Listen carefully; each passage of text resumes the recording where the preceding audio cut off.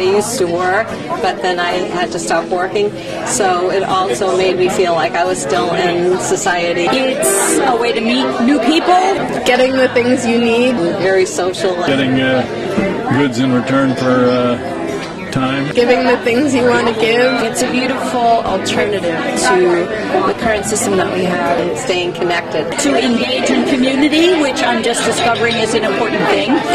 Gives you a chance to kind of put quote-unquote money in the bank, doing unusual kind of things. Forming community around you. Another way to exchange our goods and services.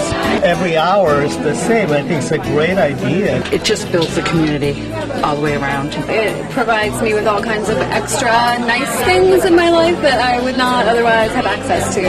Everyone is equal as far as what their time is valued. And making new friends. It's like such a community thing. I love that.